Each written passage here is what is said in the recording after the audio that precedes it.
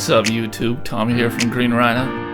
I've been documenting my journey on this channel from a part-time hustle as a machinist to operating a very successful cleaning company.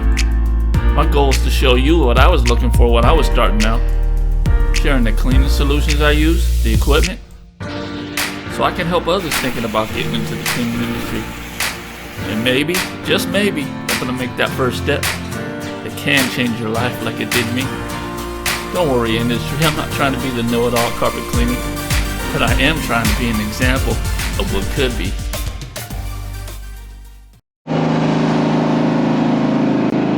Alright guys, so to our first job of the day. This job's 6 dairy rugs, all poly, no natural fibers, easy cleaning. Check it out. Oh, and I also did an evaluation on her vinyl, and definitely has some wax down there, so I let her know what I charged to get it done when she's ready. And yeah, she was kind of disappointed in that, but as far as the state of her laminate, it's not laminate, vinyl plank. And luckily it's vinyl plank too, because she definitely got wax on there. But when she's ready, she's gonna give me a call, so that's cool.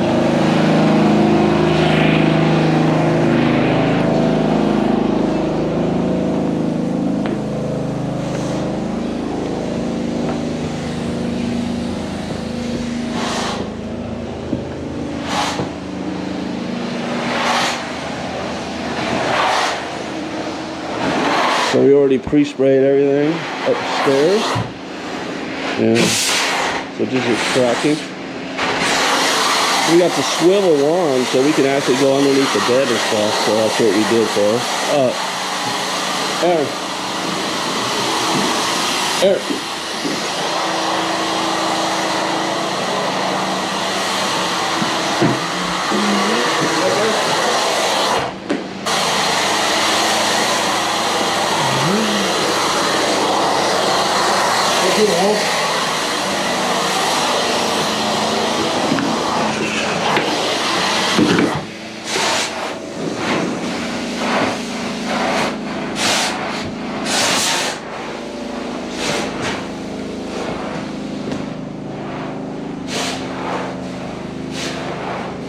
Yeah, so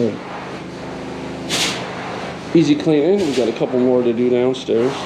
We're gonna go ahead and knock out the upstairs first.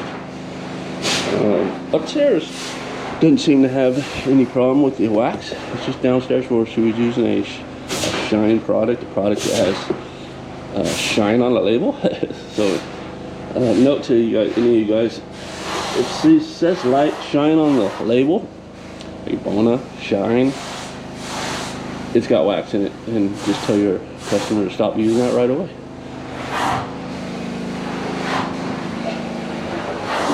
There is a good Bona product. It's a neutral, just zero residue product. That's what they need to be using.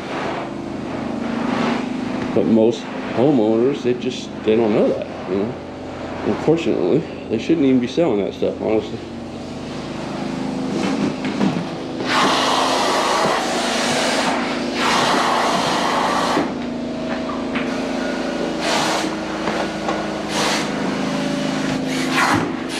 So I kind of follow him while he follows me, and we mop up all the residue or the wet overflow and stuff. Got corner guards. I lost my stair hookup, but that one works just fine. I've had that one since I started business. I don't know why I always lose the one meant for stairs, but this one sticks with me. It's like a weightlifting deal. I gotta order one of those. Definitely get one of those, something to hold like that, because once you start getting upstairs, that hose will start backing down on you. You'll be playing tug of war. It sucks.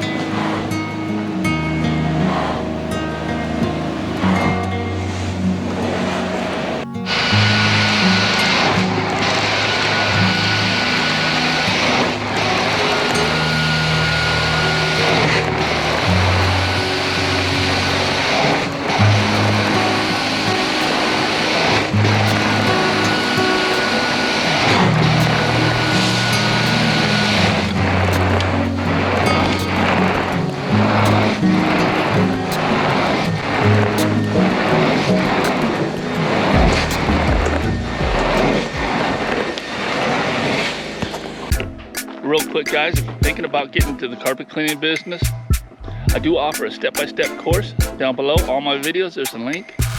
Not just the technical side of it, but the business side of it. How to get those customers to call you. Also, the tools I love and use, down below also. Now back to the video.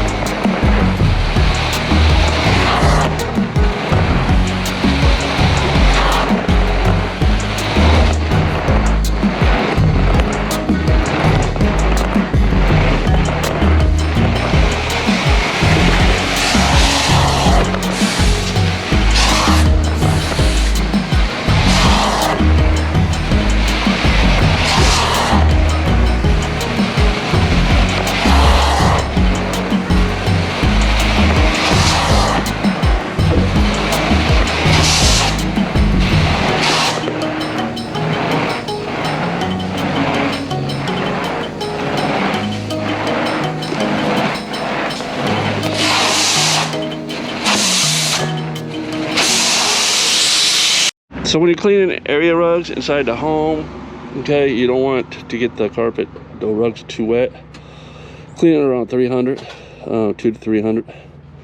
That way you avoid that. And when you do a good job, you'll be able to pick up the back of the rug and notice it's dry on the back, wet on the top. A lot of customers do worry about that, but I also let them know on the phone that they don't have to worry about that because we adjust our PSIs to where the back of the rugs do not get clean or do not get wet. So yeah, a little tip there. All right, guys, easy cleaning, area rugs. You could do them on site. Don't throw away no money. See you in the next one.